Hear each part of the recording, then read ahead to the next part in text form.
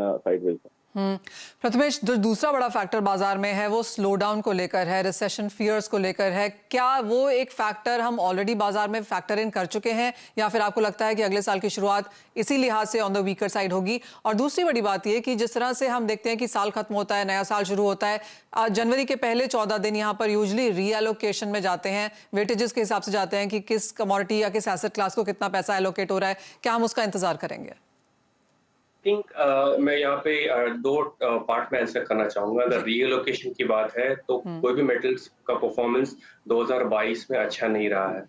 सबसे अच्छा performance natural gas और क्रूड इस दो कमोडिटी में रही है, बट ये दो कमोडिटी क्लियरली सप्लाई और demand imbalance, specifically with regards to Russia और वहाँ के ट्रांसपोर्ट और पाइपलाइंस के थ्रू ये डिस्टर्बेंसेस क्रिएट हो गई है, जहाँ पे अगेन क्रूड में डाइवर्जेंस है और नेचुरल गैस में भी अगेन डाइवर्जेंस है। सो अगर आप स्पेसिफिकली सारे फैक्टर्स को घोल मिलाकर देखें और यहाँ पे एनालाइज करें आगे के फोरकास्ट के लिए, मेरे ख्याल से मेटल्स का परफॉर्मेंस 2023 में उतना खास रहने की उम्मीद नहीं कर सकते। क्लियरली रिसेशनरी फैक्टर्स जो है 2023 में अगेन आपको हर क्वार्टर में पॉसिबल स्लो डाउन आपको देखने को मिल सकता है, और प्लस इंटरेस्ट रेट हाइक्स अगर ऐसे ही कंटिन्यूसली चलते रहे, मेरे ख्याल से एक पॉसिबल हेडविंड्स आपको सारे मेटल्स पर देखने को मिल सकता है। 2023 मेटल्स के लिए अगेन रिटर्न्स पर्सपेक्टिव से अच्छा नहीं होने की पॉसिबिलिटी ज्यादा दिखाई दे। ओके, एंड मिस्टर रामास्वामी, आप कैसे देखते हैं इंटरनेशनल क्यूज यहाँ पे, क्योंकि रशिया यूक्रेन वॉर अब भी यहाँ पर जारी है, स्ट्रेस बाजार को स्लो डाउन से भी यहाँ पर उभरता हुआ नजर आ रहा है, और जैसे बात की गई कि सरप्लसेस यहाँ पर अभी भी कमोडिटीज में देखने को मिल सकते हैं। अगर आप सबने यहाँ पर टॉप ट्रेड्स की तो बात करी कि अगर एक बेहतरीन परफॉर्मेंस आएगा तो वो इन मेटल्स में आ सकता है, अगर एक श्योर शॉट यहाँ पर करना हो किसी मेटल में तो वो कौन सा होगा? मैं दोबारा I would stick my neck towards copper. The reason being, अब यदि हम देखें, आपने पहले प्रश्न रविंद्रन जी से पूछा था कि सप्लाई भी तो प्रॉब्लम हो सकती है, यदि चाइना रीओपन हो जाएगा तो वहां पर तो बहुत सारा सप्लाई आ जाएगा। तो बेसिकली स्ट्रक्चरल डेफिसिट वाला जो सिचुएशन है, जो सप्लाई डिमांड गैप जो है, ये supply demand gap, for example copper की तरफ देखेंगे तो 25 million metric ton is the demand, और प्रोडक्शन की तरफ यदि आप देखेंगे, mine production, the entire 40% of the global production is on the Latin American countries. तो लैटिन अमेरिकन कंट्रीज में आपको आ जाती है चिली, पेरू और मैक्सिको।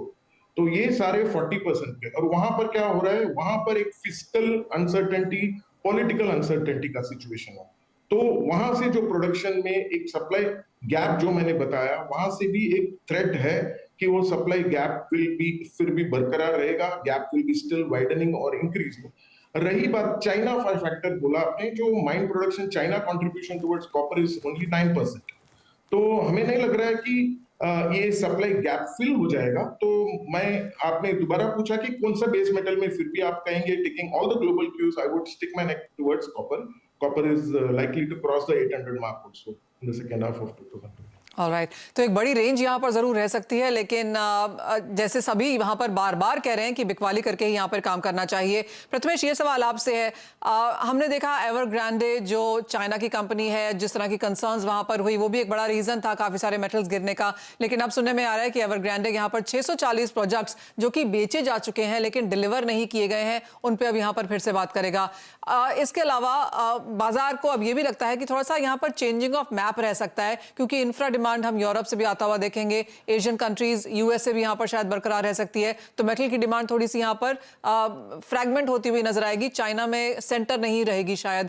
आप कैसे रीड करते हैं इस डिबेट को? आई थिंक क्लियरली आपने जितने भी फैक्टर्स बताए, वहां पे अगर आप चाइना को साइडलाइन भी करें तो चाइना को साइडलाइन नहीं किया जा सकता, despite China being leveraged highly on their balance sheet. जो भी वहाँ पे कंस्ट्रक्शन कंपनीज है, हालांकि उनके प्रोजेक्ट्स डिलीवर नहीं हो रहे हैं, बट चाइना का जो मेटल का डिमांड और बैलेंस इक्वेशन है, अगर आप उसको अगर आउटलाइन कर देते हैं तो मेटल्स में जो प्राइस वोलेटिलिटी है वो खत्म हो जाएगी। सो चाइना क्रिटिकल फैक्टर है सारी बेस मेटल्स के लिए। अगर आप चाइना को इक्वेशन में से आउट करते हैं तो जो वोलेटिलिटी है वो निकल जा सकती है। तो स्पेसिफिकली चाइना का इंक्लूजन, चाइना के कंप्लीशन ऑफ प्रोजेक्ट्स, चाइना की तरफ से स्लो डाउन, चाइना की तरफ से जितने भी एक्टिविटीज होते हैं वो सारे मेटल्स को इफेक्ट करते हैं।